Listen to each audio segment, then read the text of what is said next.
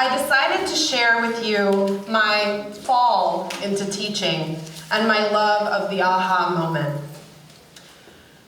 My name is Dr. Vanessa Martinez-Renuncio, and I hold 3 different positions here at Holyoke Community College.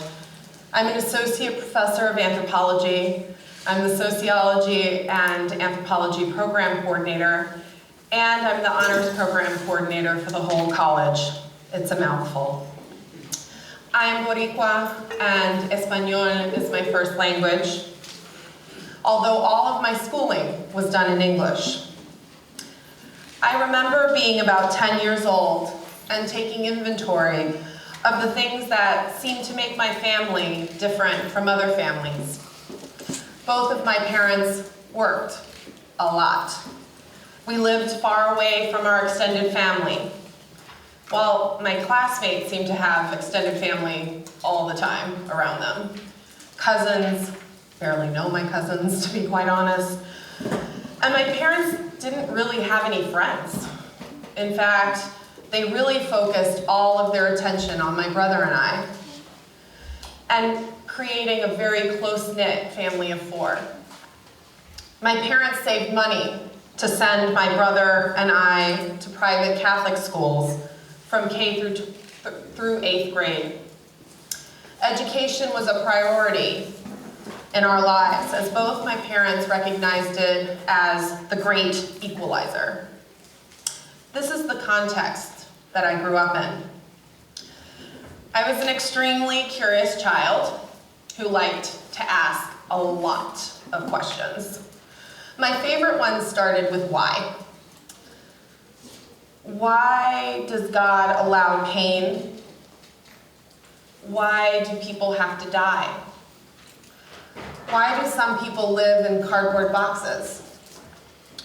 My mom would smile at me, saying how smart I was to ask so many questions, and how important it was for me to find those answers for myself.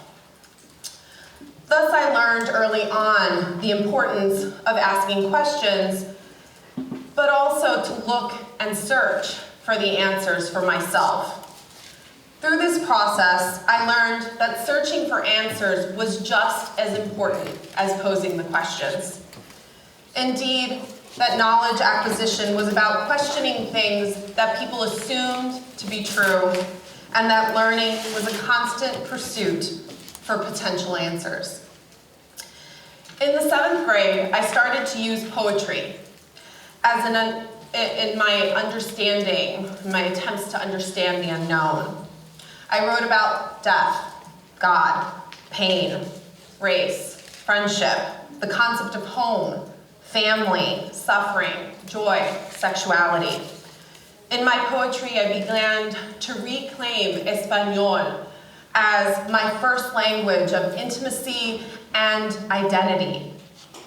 Poetry continues to be an occasional outlet for me, although I'm not nearly as poetic as I used to be.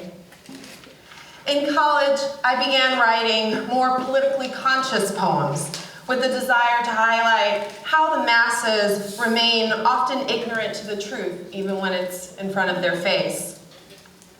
In my poetry, I struggled to highlight the suffering of the marginalized and to explore my social identities.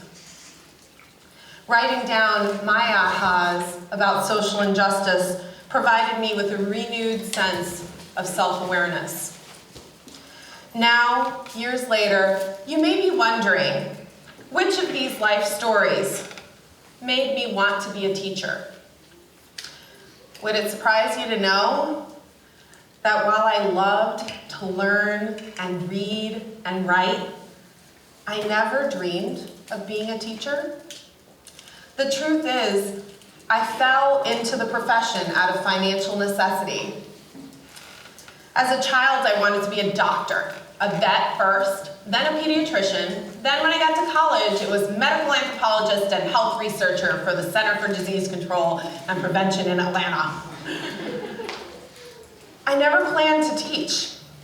At first, teaching was a means to an end, a paycheck to ensure my ability to finish my Ph.D. program at UMass. Coming from a working class background and realizing that graduate funding was drying up, I became desperate to find a new funding source. Guaranteed. While many of my colleagues applied for limited grant funding, I needed the security of a real job. And so I applied for a full-time teaching position here at Holyoke Community College. Still, not quite sure that teaching was where I wanted to be.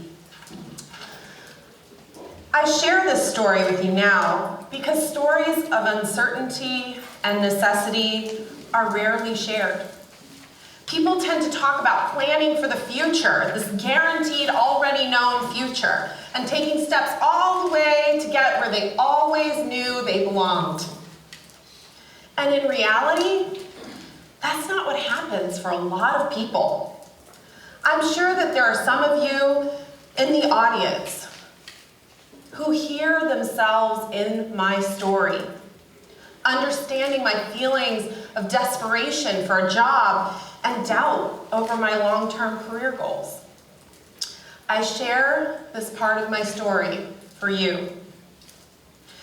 One of my most memorable aha moments occurred in my first semester of teaching here at Holyoke Community College in fall 2006. A friend and colleague handed me a book titled Pedagogy of the Oppressed by Paulo Freire. I started reading the book immediately when I got home. I remember screaming for my partner, Jamie, to come and listen to a passage. I was so excited by the words that I read the book in one night. Before Freire, I had no language for why I thought the traditional method of lecturing just didn't work for me as a teacher. In Freire's writings, I discovered a way of conceptualizing teaching as a liberatory practice. Now, every semester, I share my pedagogy with my students, what I call four-directional learning. In my classroom, the goal is for students to engage as storytellers and knowledge producers. I desire students to learn in 4D, so to speak, showing how information and critical learning can flow in multiple directions, whether it be from teacher to student, student to student, student to self, or student to teacher. My goal as a teacher is one of facilitator and coach, assisting students in their shift from consumers of secondhand information to knowledge producers and potential change makers. For me, my desire to have a guaranteed income led me to a new love, a passion for teaching that I never knew I had. Teaching became a way for me to extend my opportunity to learn every day. Can't ask for a better job. What excites me most as a teacher is the ability to share in the aha moments of my students. Now, imagine a classroom, 4 walls, some desks, maybe a dry erase board or chalkboard. Now imagine students walking in. Some come prepared and ready, engaged, ready for learning, and others come a bit despondent and uncertain about whether they even belong there. As a teacher, my goal is to facilitate student learning and the application of that knowledge. Take, for example, one of my classes just yesterday. We were discussing the 1950s Montgomery bus boycotts in more detail than most students had ever learned before. I asked how many knew about the women, the amazing black women that came before Rosa Parks, that sat on buses before Rosa Parks, and were foundational to the Broader versus Gale Supreme Court case that desegregated buses.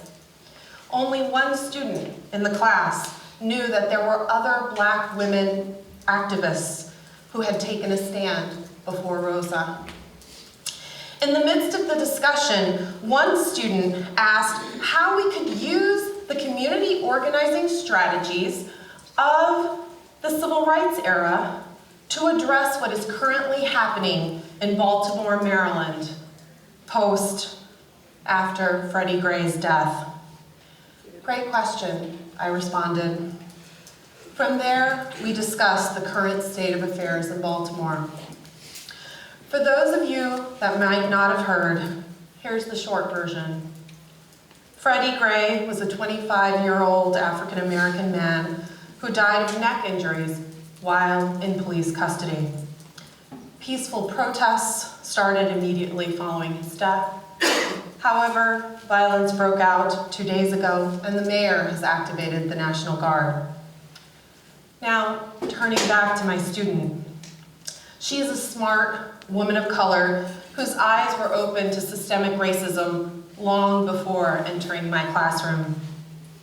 In our conversation, she voiced her frustration with viewing the major news outlets' coverage of the city.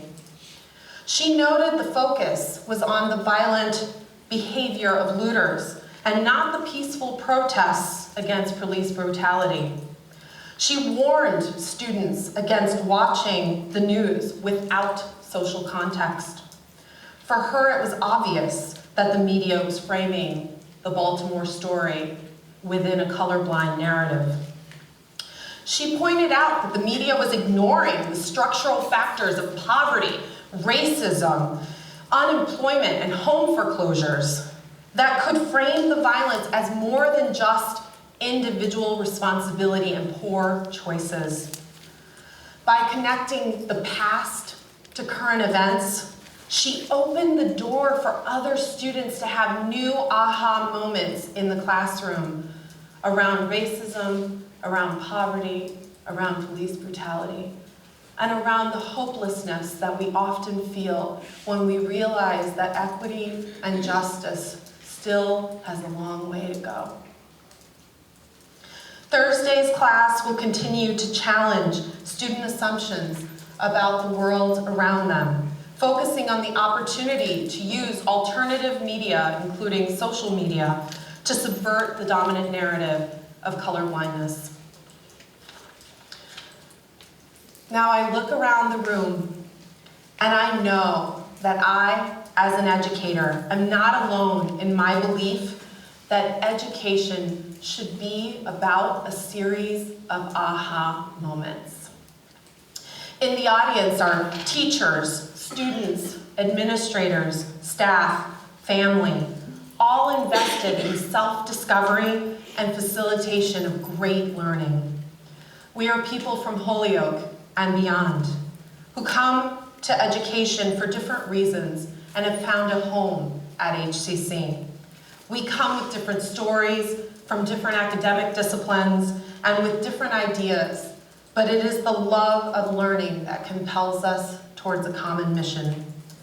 We are not just individuals, but a community of learners that are coming together for this TEDx event on personal growth and education. There is people power in this room today. We have the power to see ourselves as learners, to take ownership of our learning in and out of the classroom.